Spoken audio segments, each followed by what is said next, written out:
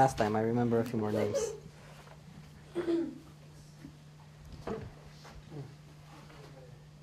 Okay. I have a ton, so help yourselves. Don't look at other people's grades as much as possible. Okay, who went to lecture? I was so tired, I don't remember, honestly. No, you were like completely out of it. Well, I was on the plane the whole night before, and then Chinese, so I don't remember yesterday. But so you guys know more than me about lecture? No, not really. I hope. All my really retarded jokes, I knew you must have been really tired. I always laugh at your jokes Oh. whenever I'm not furiously coding on something. Okay.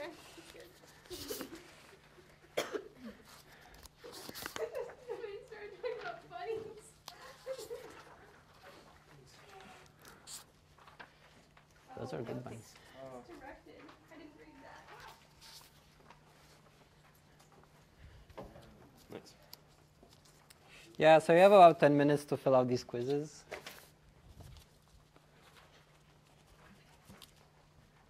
No, I don't have a quiz on this. Okay.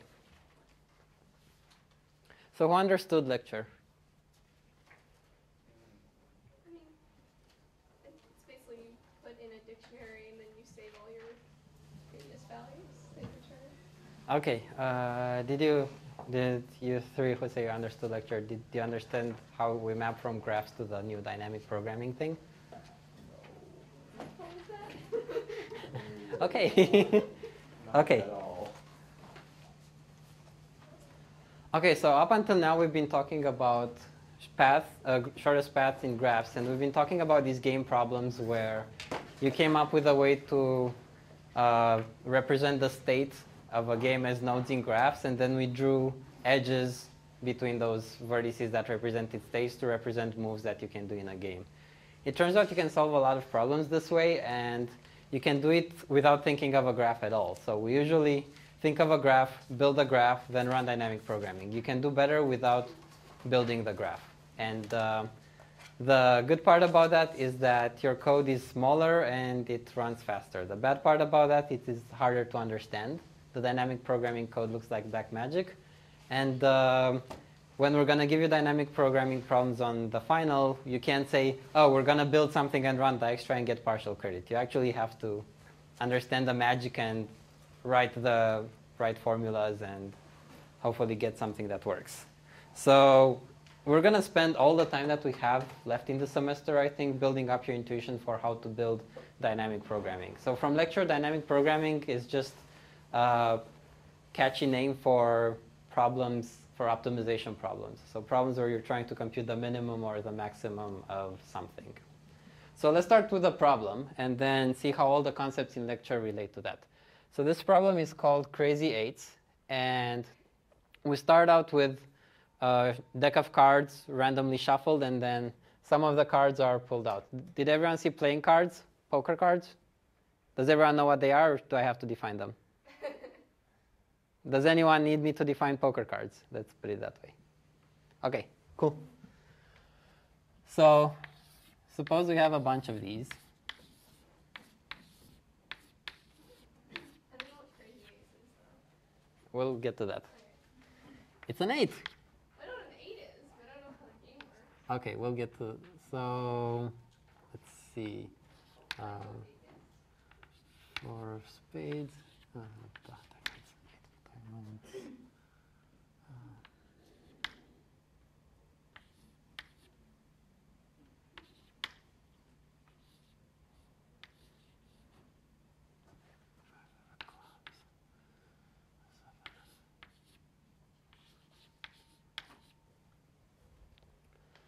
Okay, so this is a bunch of cards that were pulled out of the deck, and we want the longest subsequence, the longest crazy subsequence. And the crazy subsequence is a subsequence where 2 cards are like each other. The way we define like is that either they have the same number, or they have the same suit, or one of them is an 8. So an 8 is like anything else.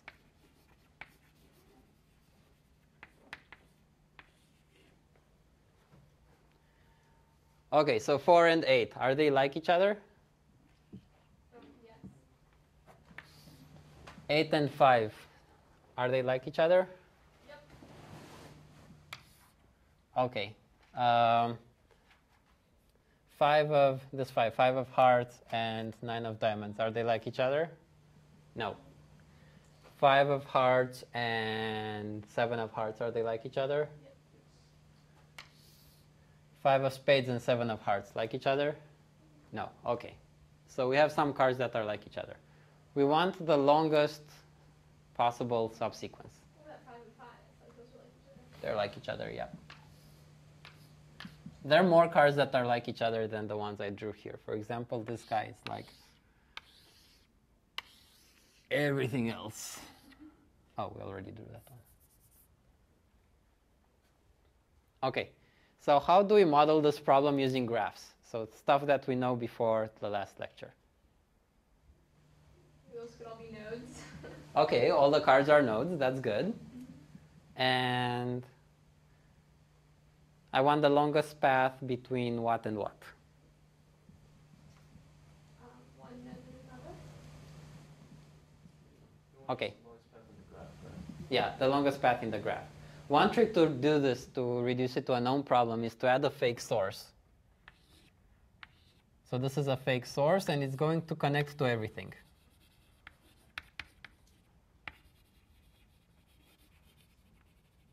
And this way I want the longest path starting from this source. And ending at the source? Nope, the longest path starting from the source, ending anywhere in the graph. Such that it doesn't go touch another card again?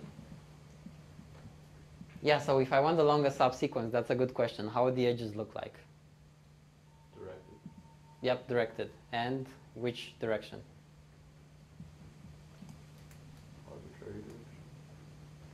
So if I choose this one and this one, can I go back afterwards? You just can't go back to the form. So in the longest common subsequence, all the cards have to be in increasing order. So I can say I'm going to choose this one, and this one. And they have to match in this order. So I can only go forward. So I can't reorder the cards. My answer has to be, say, 4 of diamonds, 8 of diamonds, and then what else would match that? 9 of diamonds. You can put the 8 anywhere though, right? No, I can't move them. So it has to be, so the cards have to be in the initial order. I don't have to choose all the cards, but the cards that I choose have to respect the initial ordering. So everything points right? Everything points right or forward. Yep.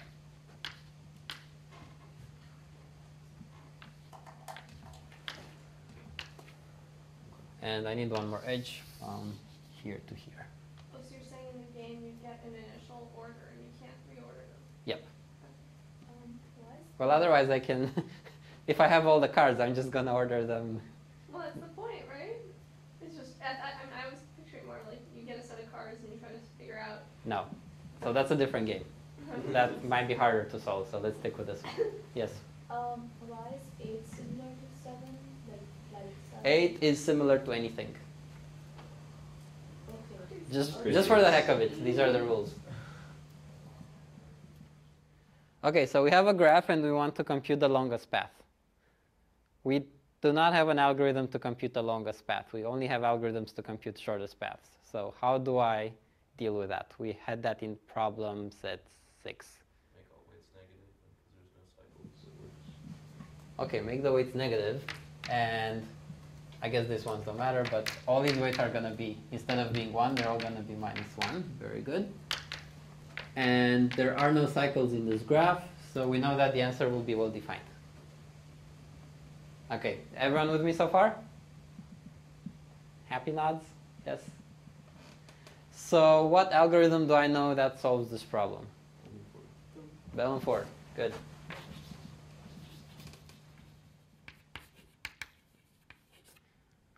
What is the running time of Bell and Ford? Cool. Suppose I have n cards. How many vertices do I have? Plus the source. It's order n, so you're right. How many edges do I have? worst case. That's weird. Yep. With that Bellman Ford, you mean like the directed acyclic algorithm, right? No, I mean Bellman-Ford. Then we're going to go to that algorithm and get a better running time. Because isn't Bellman Ford V times E? Oh, what? Yeah. Yeah, that's what I meant. Did someone say V plus E or did I write V plus E? Trick you. Yep, you did. Thank you. So it's V times E. So the total running time is? N squared. N cubed. Oh, N cubed. Yeah, it's multiplying. So you messed me up too. You guys are mean today.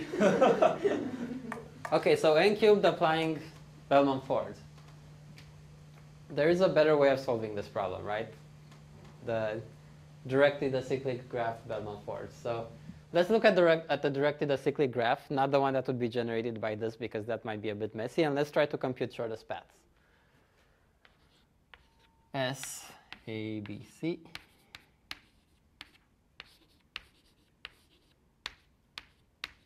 And then a few more notes here.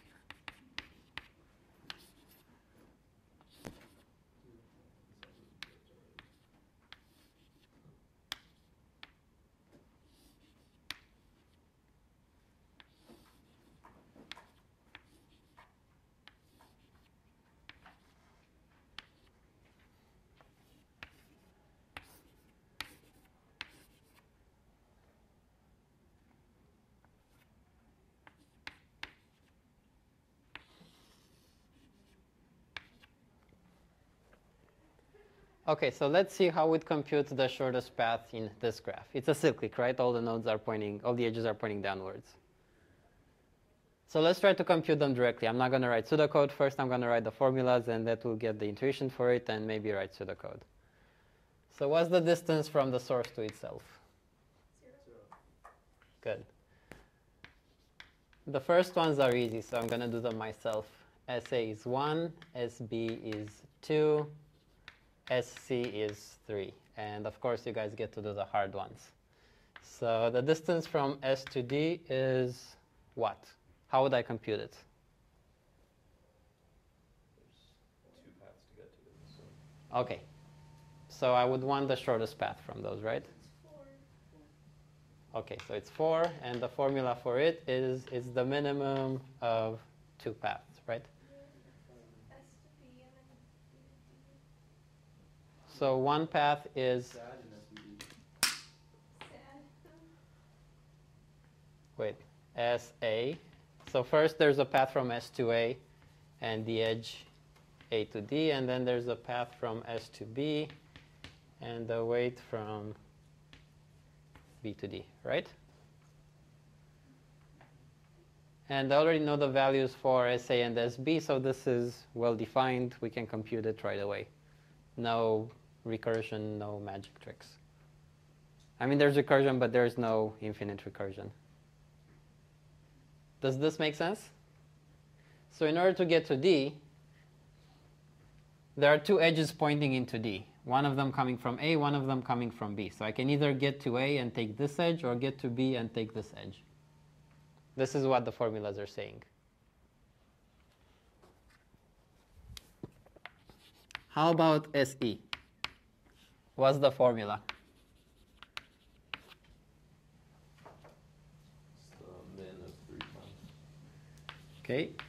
What are they? Yeah, SASBSC. Okay. A, E, B, E, C.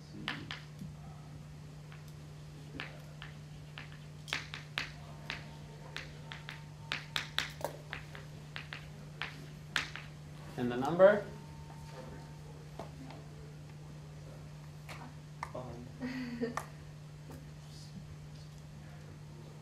3, I think. B to E.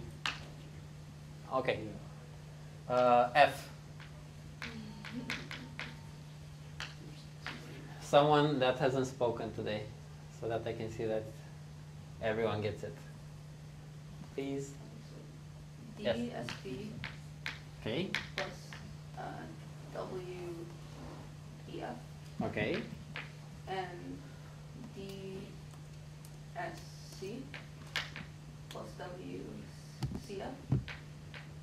Awesome. And that is 4. Take your word for it. Okay, so now the last one, distance from S to G.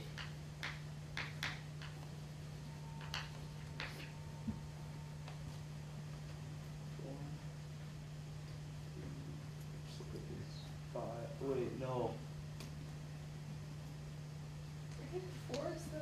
So let's write the formula. Oh, G, not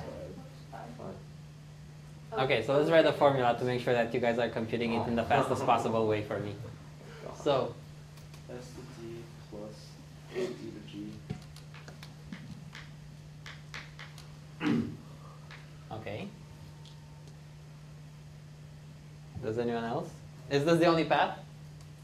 There's more. Okay. S to E, S to F. C, S, F. And then. C to F. Let me C to G. Or no. No. S to C. Okay, see, there's a trick. Okay, cool. And then, what are the weights? W, E to G, E, G, very good. F, G, F, G, C, G. C, G. It's 5 either way. Okay. Wait, why are you adding in C? Because there's the edge for C. Oh, I didn't see that. Okay. So, the point of this guy is that if you do BFS, you'll get tricked. Because BFS would put G on the same level as these and might compute the value for G before it has the values for these. Okay, so what order do I need to compute these numbers in for this to work? The order you computed in. So that is a that is a something of the graph. Yeah? Topological. Yeah, So, stole your answer. Topological sort. So any of the topological sorts works. The one we use this time is S, A, B, C, D, E, F, G. Why am I using a topological sort? because there's dependency. Yep. So this depends on this and this, right? SE depends on SA, SB, SC. So basically every edge here indicates a dependency. In order to compute the shortest distance from the source to here, I need to know the shortest distance from the source to these two, and then I can look at the edges. So the nice thing about a topological sort is after I write the vertices this way, all the edges point forward. Right? S to A, S to B, S to C, A to D, A to E, B to D, B to E, B to F. I can keep going, but the point is there's no such thing as a backward edge. So if I compute the numbers in this order, when I get to SE, I know that I computed the distance from S to A, B, C, D. And if I have any edge coming into E, I know that I've already computed the shortest distance to the node that the edge is coming from. Yes? Did I lose you guys? Was this too? So basically, like, at A, you relax all the edges going out of A. You can look at it that way, but what we're doing here is I'm looking at a node and I'm relaxing all the edges coming into a node. Okay. So this matches this order. Okay. What you said doesn't match this order, but it's exactly the same thing. Okay. It'll So like give you the just- same result. You get the first value at G when you reach C, but like it gives you the same answer. Yep. Okay. It's going backwards then instead of. As long as you're doing the nodes, as long as you're processing the nodes in the topological sort order, all the algorithms will work because you're just computing these terms in a different order. But as long as the dependencies are satisfied, you're still going to get the right thing. Okay, so what's the running time of this? How many people know the running time without having to write pseudocode for this? I know the answer beforehand, so I cheated, obviously. Okay, Is it B? Like minimum edges? almost. Very close. That's a good I was question. B. B plus E plus.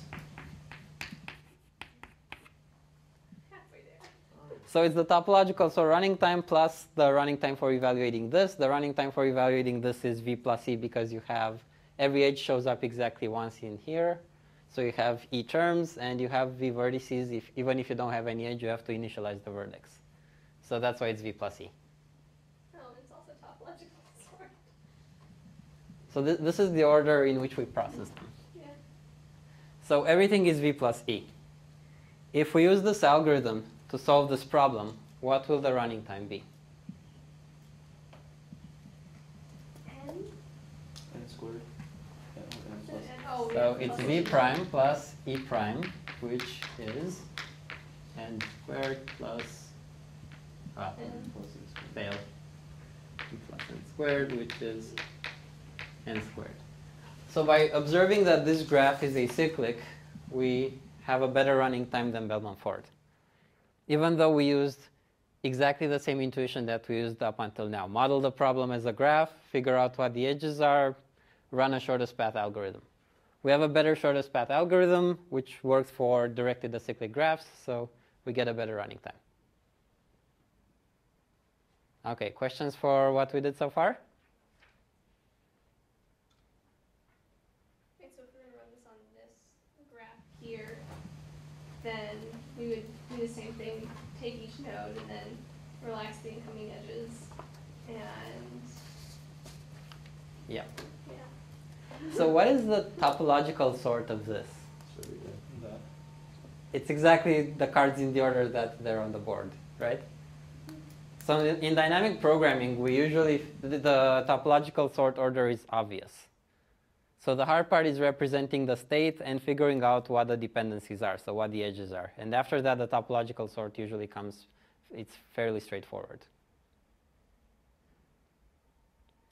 Okay, so what we can do now, we have a few directions in which we can go.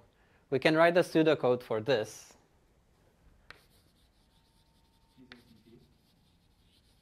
I mean, we can, it's basically it's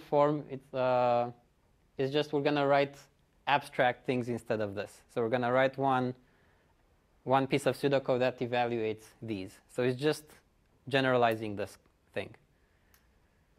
Something else we can do is we can look at how would these things get computed using memoization. We can look at how we would compute shortest paths in graphs with cycles. So this assumes we have a DAG. What if we have cycles? How do we deal with them? Or we can do another DP problem and see how we'd model that.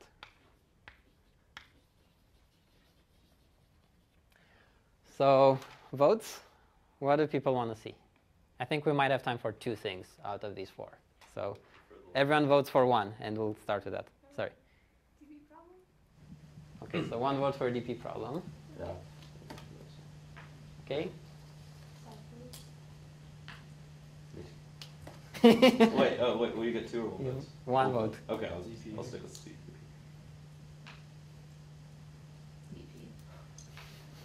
I think we're done here. All right, so new DP problem. So suppose you have something like Manhattan's map, which is basically a lattice. Fancy math term for a grid.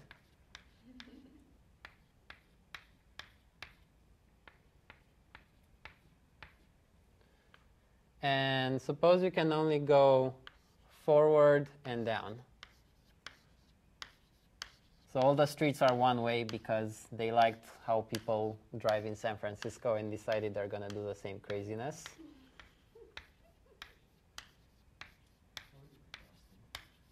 Boston has no structure at all. That's just a lattice. And the lines have no structure. So we want to go from S to T, and we want to, there are different costs on all these edges. This is an n by m matrix, and I want to get from S to T in the shortest possible way.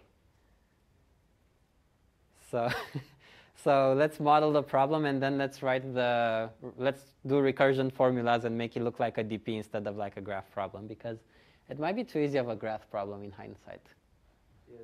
Okay, so what's the graph problem? Isn't that a topological sort and then BFS. Okay, topological sort and then Dag. and then that. That's Well, let's write this as, let's say that each node is, so let's say that the nodes have numbers, right? So this is 1, 1, and this is, I don't know, 5, 4. And I want to write this using math. So 2, 1, 3, 1, 4, 1, 5, 1, and then, sorry, 1, 2, 1, 3, 1, 4. Okay, so this is the graph. The shortest path from here to here is obvious. By the way, this is a real problem for people who don't see the connection between dynamic programming and graphs. Like, this problem has tripped up people on exams before, so it's not a toy problem. Okay. So would you, like on an exam, would you have the option of just using a straight up graph algorithm? Well, we're going to ask you to solve this using DP. So let's try to solve this using dynamic programming by writing recursion formulas. So what's the shortest distance, what's the shortest distance to 1, 1? 0. Okay, then if I have a general distance, if I have some random node here, dij, how do I compute this? It's a minimum distance between the distance of blah plus weights. Would be So- distance of j, I minus 1. Yeah, I minus 1, j minus 1. So I minus 1j. Yeah, we get it. Plus the weight of, yeah. Going from one to the other.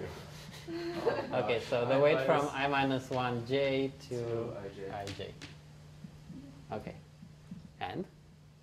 J minus 1, I, or I, j minus 1. I, j minus 1. Plus weight of that to the ij. Ij minus 1 to ij. So ij is messing me up. Okay, so these are the recursions. Now, how would I write the full pseudocode for this? So what's a valid topological sort for this, for these guys? 1, 1, 2, 1, 3, 1. Diagonals. 1, 2. The right diagonals. That's going to be hard to code. Wait, yeah, just.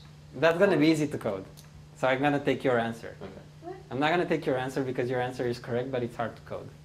But isn't that the same thing what you just said? It's hard. She It's said, easy. go like this. Oh. So here's how I'm going to code that. For I in 1 to n, for j in 1 to m. So I guess first off, if I is 1 and j is 1, then d of ij is 0, right? This is the base case. Otherwise, d of ij equals big bad formula that we have up there.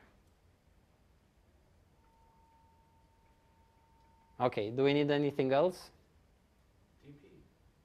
I mean, this is DP. We're done. Is it? Almost worked. Yeah, this is. I thought this was just It's a programming. dictionary though. Yeah, it's programming. So this is a DP solution to the program because instead of building the graph, you're writing the recursion and you're writing using this implicit representation of the graph. Oh. I didn't. So this is it. This is DP. Most people are really afraid of it. This is the hardest unit in the course. If you get the connection between graphs and this, and if you know how to model graphs, that's it. You're 1 month of the term, you're done with 6006. You already know everything to ace the exam. Okay. Aren't graphs just programming as well? Yeah, but there you're building a graph structure. Here we don't need to build that structure because we see the connection directly. Like this code is much smaller, right? It's much easier to look at. It looks like, it's faster to read, but it looks like black magic if you don't see the underlying graph. Yes, did you have a question? Yeah, so what exactly is dynamic programming? Because like in lecture they gave at least 1 or 2 examples of like using something that you would calculate already or Yeah. like with Fibonacci. So Yeah, so That's just one aspect. Oh, so now you just have to have a dictionary store the minimum cost. That's what D is, though. Oh, The never D mind. of IJ. Wait, So- no, that's just. I like your question, and dictionary. I'm going to address all the other ones first, and then I'm going to spend about 5 minutes addressing your question. What is dynamic programming, right? What is the point of this? Like, what is dynamic programming? We're going to come back to this. So, any questions about this? Wait, as you're going through. Is there a dictionary here, or is those just distance? Sure, this is an array or a dictionary. So say this is ij. If it's an array or if it's a dictionary, it would be d of the tuple ij. So I can write this in Python, right? This is almost Python.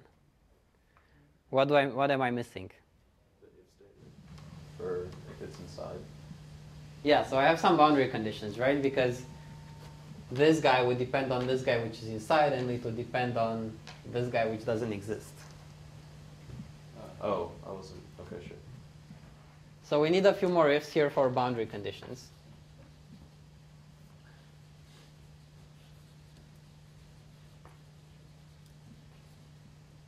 I mean, in theory, though, you could just create, you could run through do DFS and create a topological sort, right? And then just run through that.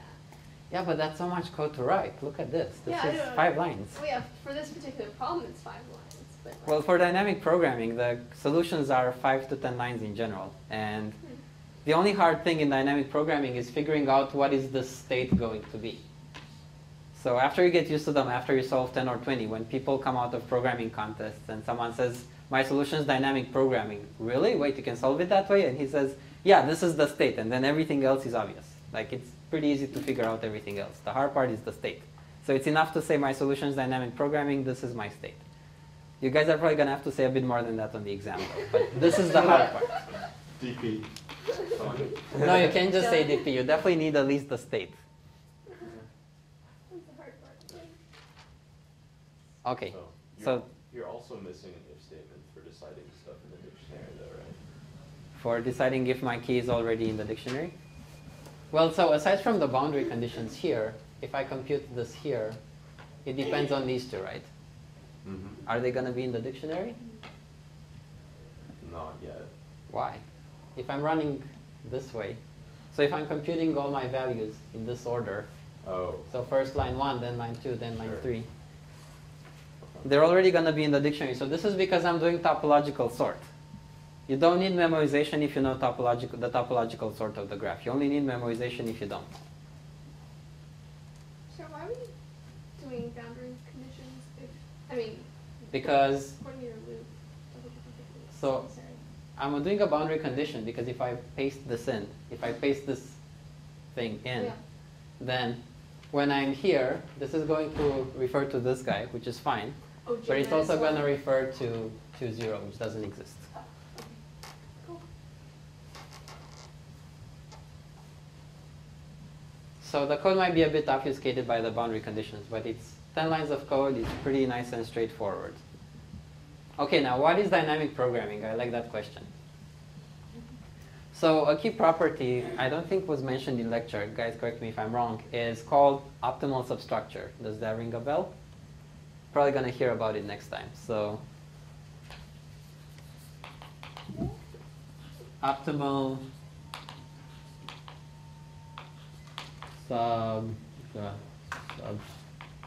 substructure.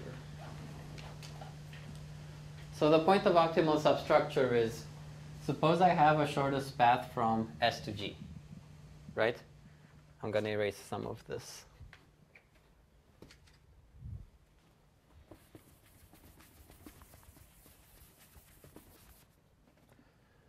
So suppose I have a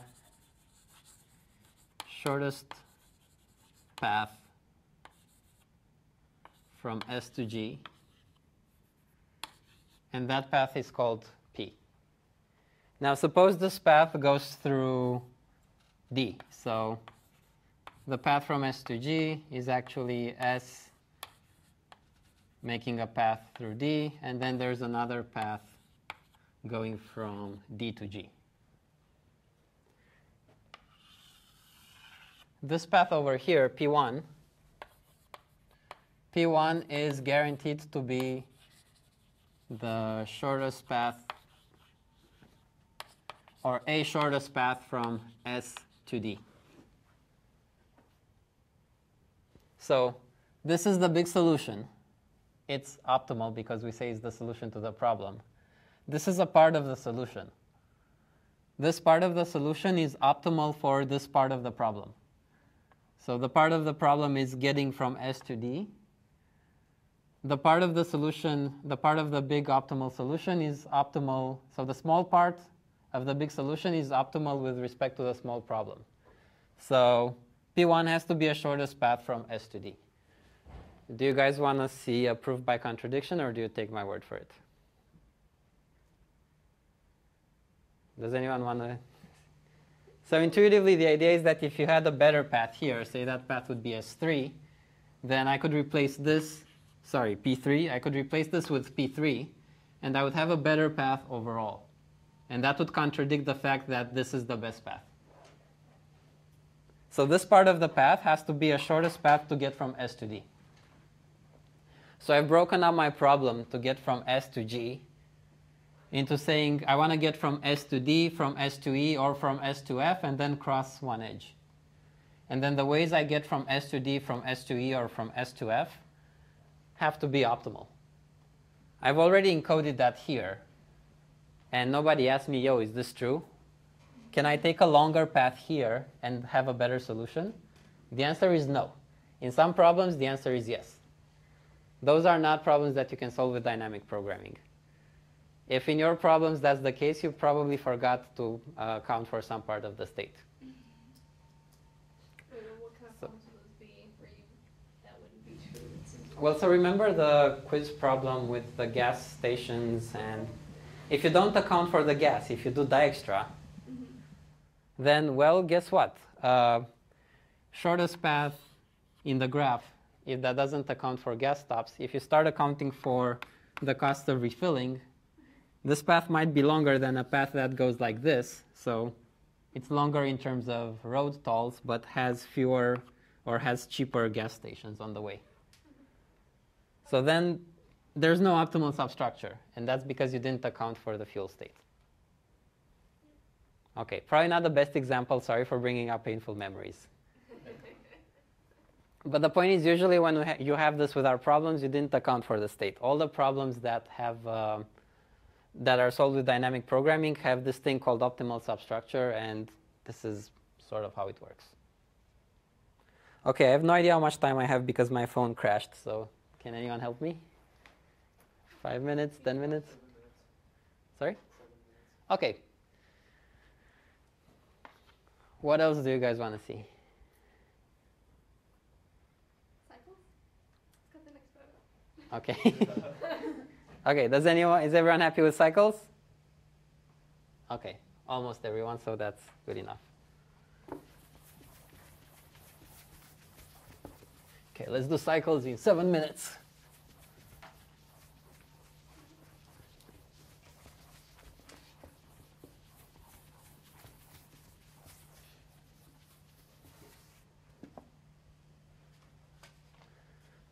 So suppose I have this graph. Source going to A, going to B, going to C.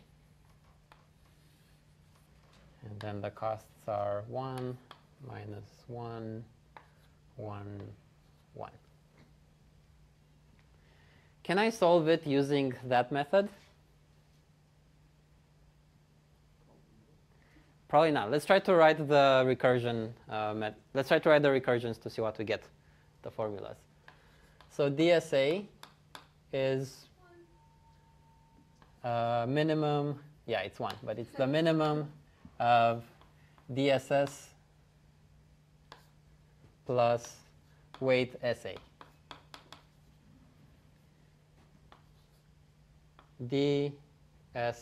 Oh, almost.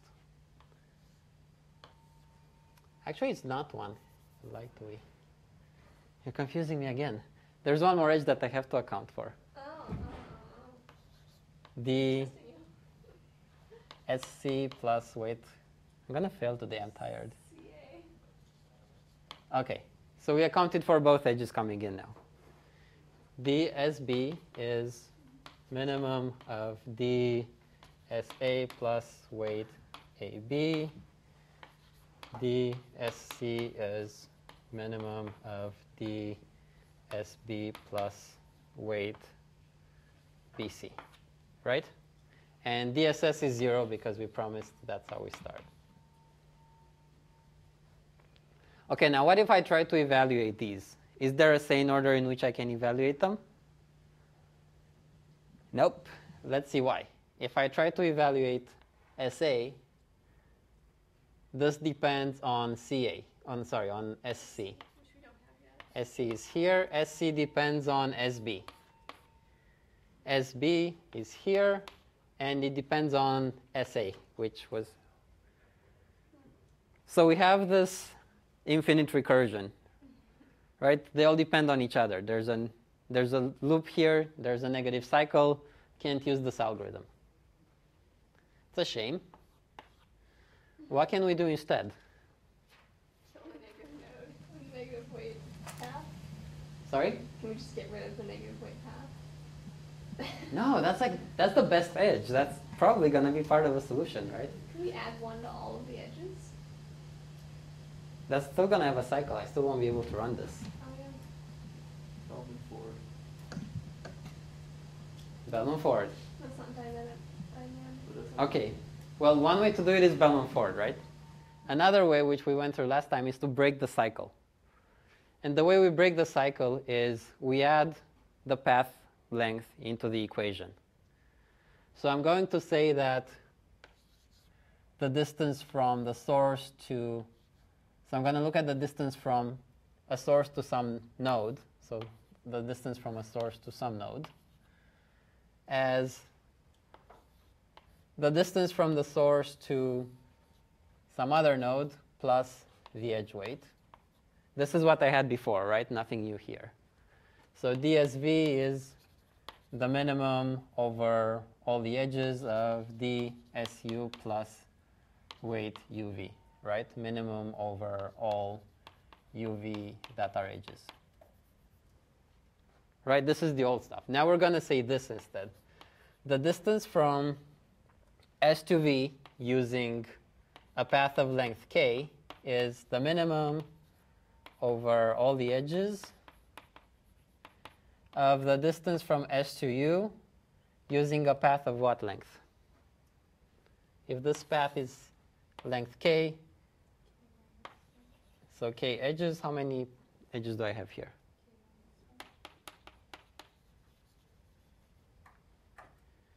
So this is distance SU to, we're using k minus 1 plus the weight of UV.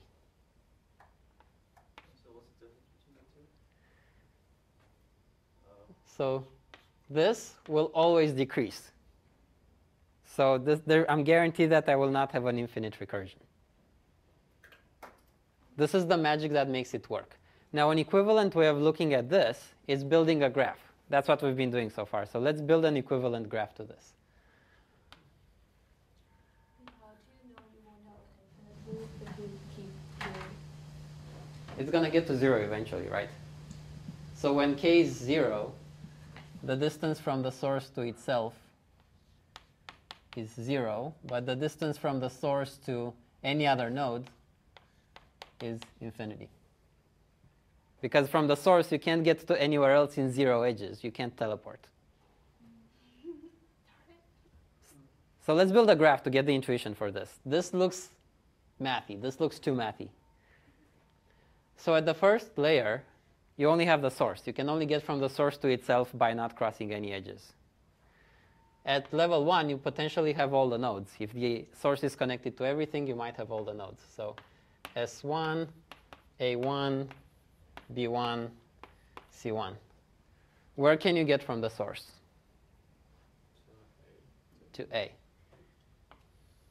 What's the cost of the edge? Okay. Now let's build a second layer. S2, A2, B2, C2. So someone tell me the edges. So assuming I can get to this node using one edge, how can I get to this other node using two edges? Okay, A to B. A1 to B. Okay. Cost. One to A1, B1 to C. What's -1? A1 to B2. Thank you. Okay. Anything else? Sorry? Are we doing anything else? I think so. So if I'm at B using one edge, I can get to C using two edges. Cost? 1. Okay. If I'm at C using one edge, A. using two edges. Cost? 1. Okay. And if I'm at S using one edge, You also could get to yourself too. can you? There's no edge. There's no edge. I thought it was just like an assumed Yep. edge. Yeah. Yep. Not an edge. S to A, cost 1. Okay, let's build a third level. S3, A3, B3, C3. Someone dictate the edges, please. S2 to A3 with 1. I mean, it's going to be the exact same thing. Yep. With A2 to B3 minus 1, B2 to C3 1, and C2 to A3 1. So these are exactly the same edges, right? Because they're the original edges in the graph. Every edge in the graph can connect to levels here. So all edges all edges from S. How many levels, how many layers do I need?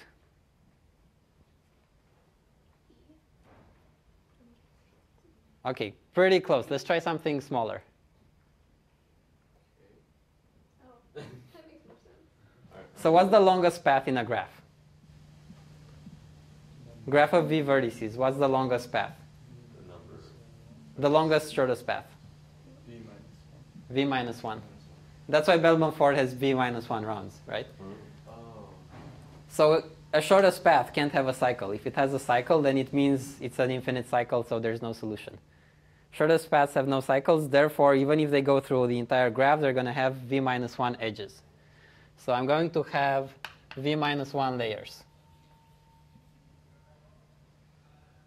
Here I drew 3 layers, so I'm done. That's why I stopped at 3.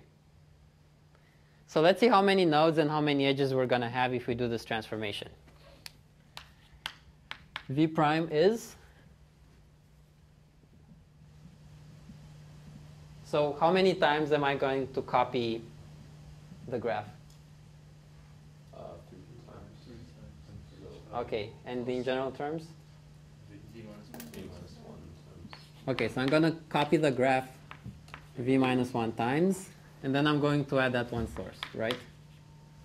Doesn't really matter because it's order of V squared. How many edges? That would be Order of V times E. We can do the math, let's say it's something like this. So the running time, this graph is acyclic, right? All the nodes are going forward. The new graph that I have here. So I can use the Dag algorithm. So the running time, if I use the Dag algorithm, is V prime plus E prime, which is? V. Thank you. VE. So it's V squared plus VE, which is VE for most purposes. And this is? Bellman-Ford. So this is Bellman-Ford. This is what Bellman-Ford does, except when you're coding it up, it relaxes the edges in a different way. But this is the intuition behind Bellman-Ford, and this is an easy way to see why Bellman-Ford works. well, this would be for practical, like, so practically we really wouldn't want to do dynamic program. We just want to run Bellman Ford. That's less code, right? So this is the dynamic programming view of Bellman Ford. Yeah. But if we're actually going to Write Bellman Ford. There's a reason why we taught you to write it that way. It's going to be shorter. This just gives you more intuition, and it shows you how the Dag algorithm relates to Bellman Ford. And this is how we handle cycles, which we removed. So that means I have fulfilled my promise of covering 2 of the issues that I had on the board. Yes. So any questions about this? So we didn't do the pseudocode for the shortest path using DAGs. The code that we gave you in the code handout matches the pseudocode that you'd write. Yes? So if all edges were -1 here except for the top edge, looking at this graph over here, how would the search go through such that it would find like a -2 weight path? So these edges are -1? Yeah. Well, do you have a solution in this case?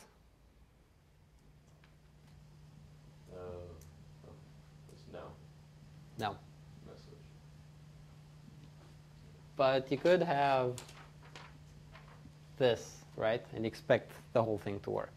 No, that's still negative. That's not negative cycle. Is it? It's -1 cycle. Oh yeah, that's unfortunate. Okay.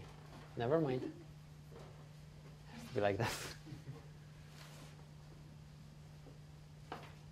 Okay. Okay.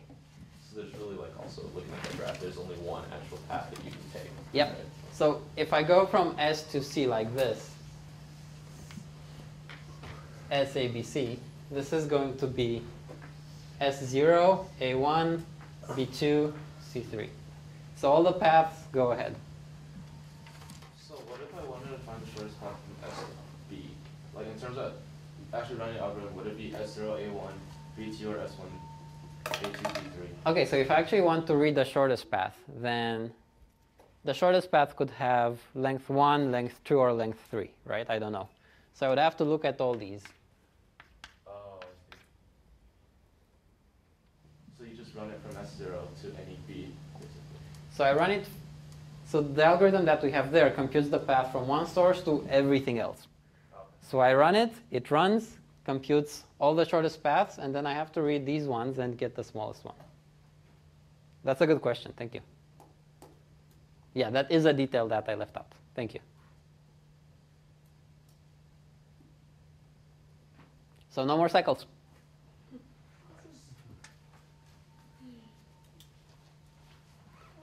Okay. Any other questions?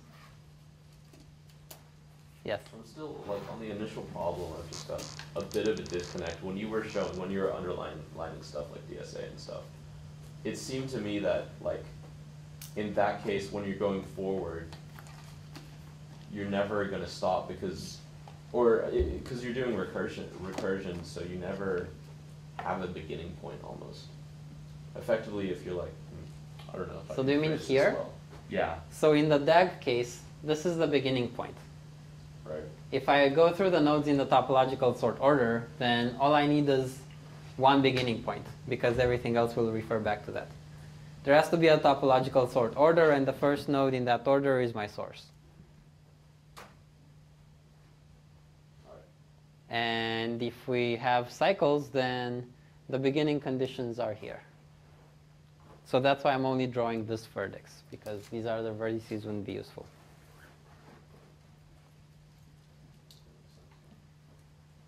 Okay. So then that being said, don't forget your quizzes and happy Thanksgiving.